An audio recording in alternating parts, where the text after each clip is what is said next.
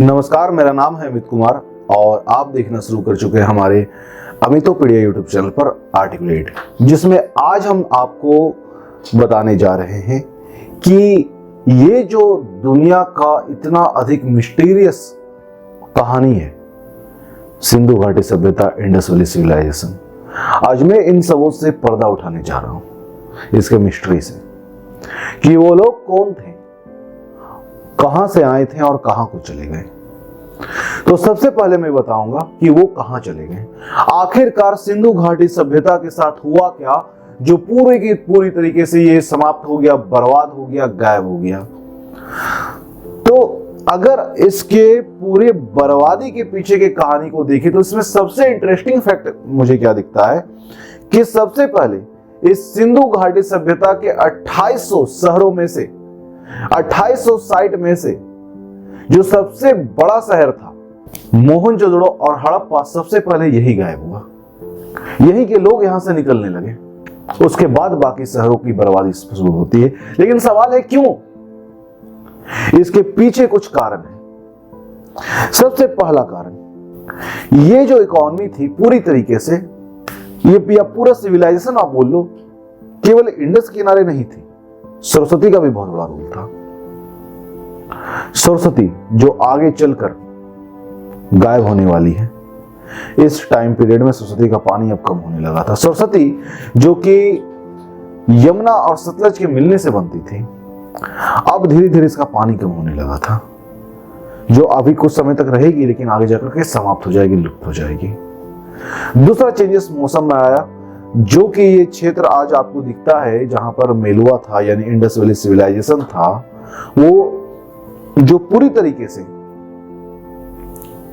आज जो उसका एरिया हमें दिखता है वो एक ड्राई एरिया है, वहां पर बारिश कुछ खास नहीं है, सूखा क्षेत्र है। लेकिन इस टाइम पीरियड में, इंडस वैली सिविलाइजेशन के टाइम पीरियड में काफी अच्छी बारिश थी यहां पर और काफी अच्छा खेती होता था। लेकिन अब वो धीरे धीरे समाप्त होने के कगार पे था, क्योंकि मौसम में परिवर्तन आ रहा था। दूसरी बात, ये जो इकोनॉमी है पूरी तरीके से ट्रेड बेस्ड थी, व्यापार पर आधारित। और व्यापार किसके साथ हो रहा था? मिस्र और मेसोपोटामिया के देशों के साथ हो रहा था।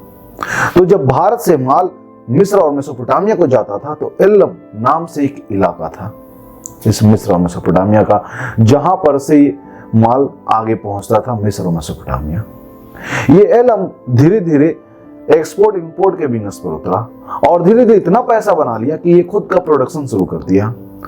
और अब तक जो चीजें भारत से बनकर वहां को जाती थी, अब भारत में बनने की आवश्यकता ही नहीं थी, वो उसी जगह पर एल्लम में बनने लगी, जिससे यहाँ के कारीगरों को बड़ा समस्या हुआ, उनकी रोजी रोटी छीनी जाने लगी। ये तो कुछ कारण है। क्या मात्र इतने कारण से ये पूरा का पूरा सभ्यता समाप्त हो सकता है? तो जवाब है नहीं।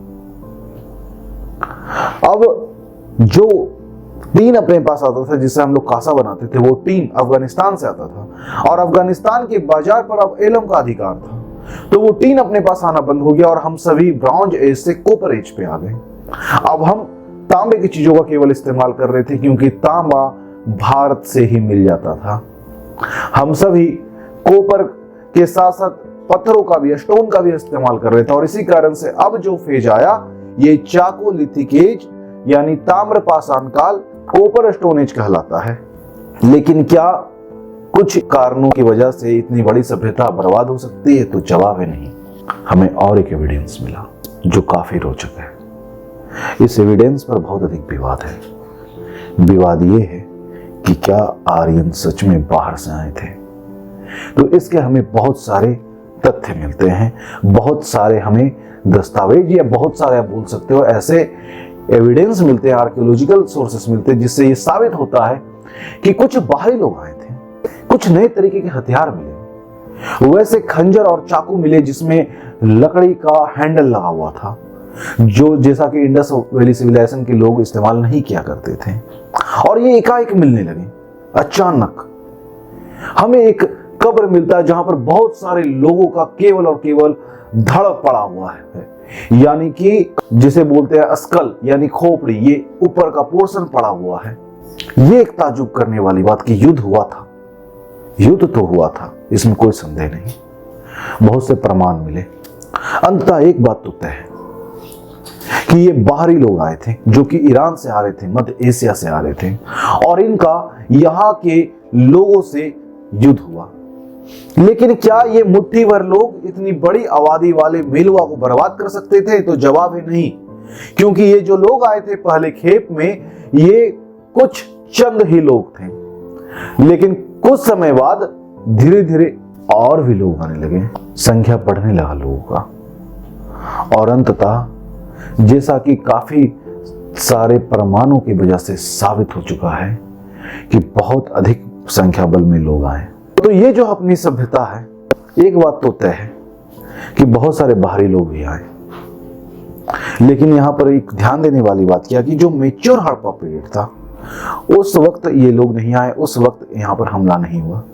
जब खुद नेचर के बहुत सारे फिनोमेना की वजह से यहाँ पर चेंजेस आने लगा, लोग यहाँ से कहीं और जाने लगे, उस वक्त ये बाहरी लोग यहाँ पर आए थे और यहाँ पर बसने लगे, यहाँ पर युद्ध होने लगा, और धीरे धीरे अंततः बहुत सारे लोग आए और ये भी बहुत सारे यहाँ से चले गए, और इस तरीके से ये सभ्यता समाप्त होती है। जब आर्यंस आए तो जिस रीजन में ये लोग रह करके खेती करते थे उस रीजन में अब सूखा पड़ चुका था। तो इसी कारण से आर्यंस उन घरों में का इस्तेमाल नहीं किए, उन शहरों का इस्तेमाल नहीं किए, आर्यंस अपना नया शहर बसाए। कुछ इतिहासकार तो ये भी साबित किए हैं कि ये जो इंडस वैली सिविलाइजेशन के लोग थे ये साउथ की तरफ चले गए और आगे जाकर के यही लोग वेंगी साम्राज्य की स्थापना करते हैं। हो सकता है, कुछ इतिहासकार बोलते हैं। और एक बात तो ये भी पक्की है कि राखी गढ़ी में मिले इंडस वैली सिविलाइजेशन के एक व्यक्ति के नर कंकाल का डीएनए नॉर्थ इंडिया के लोगों से बिल्कुल ही मैच नहीं करता, वो साउथ के लोगों से, द्रविडियन से मैच करता है। और आर्यों का जो जीन है R1N1 वो नॉर्थ इंडिया के लोगों से मैच करता है। तो ये बात इन सभी प्रमाणों की वजह से साबित हो जाती है कि आर्यंस बाहर से आए थे और उनका यहाँ के मूल निवासी से युद्ध हुआ था। ये बात मैं नहीं कह रहा हूँ, इसलिए मुझे विवादों में मत खींचिएगा। मैं तथ्यों के आधार पर जो मुझे जानकारी मिला है, मैं केवल उन जानकारियों को समेट करके आपसे साझा कर रहा हूँ। हो सकता है आगे कुछ और जानकारी मिले और ये बदल जाए, क्योंकि इतिहास है। जब तक हमें इंडस वैली सिविलाइजेशन के बारे में नहीं पता था तब तक वैदिक एज को ही हम लोग प्रारंभ मानते थे। हो सकता है सनौली की घटना अगर साबित हो जाए तो हमें इतिहास की किताब में इंडस वैली सिविलाइजेशन के पहले एक और चैप्टर जोड़ना होगा और वो सनौली कहलाएगा। तो यहाँ पर अंततः मैंने बताया कि किस तरीके से ये सिविलाइजेशन समाप्त हुआ। लेकिन अभी भी मन में एक सवाल आपके आता होगा कि लोग आए कहां से थे। तो याद करो वो पाषाण काल, वो स्टोन एज, जहां पर मैंने बताया था न्यूलिथिक एज, नव पाषाण काल। ये नव पाषाण काल के ही लोग थे जो धीरे धीरे अपने सिविलाइजेशन को डेवलप करने लगे। खेती में, एग्रीकल्चर में, एनिमल हस्बेंड्री में, हैंडीक्राफ्ट में, सारी चीजों में धीरे धीरे वो और अधिक डेवलप होने लगे, परिष्कृत होने लगे। और उसके बाद उनमें से कुछ लोग या बहुत सारे वैसे लोग जिनके पास काफी मात्रा में पैसा आ चुका था, उन लोगों ने अपना नया नया शहर बसाया और वो कुछ शहर मोहनजोदड़ो के नाम से, कुछ इंडस वैली सिविलाइजेशन के नाम से जाने गए। यानी कि ये भी बात पक्की है कहीं ना कहीं कि ये इंडस वैली सिविलाइजेशन वाले लोग उन्हीं लोगों के वंशज थे जो यहाँ पर पाषाण काल के दौर में अफ्रीका से उठ के आए थे।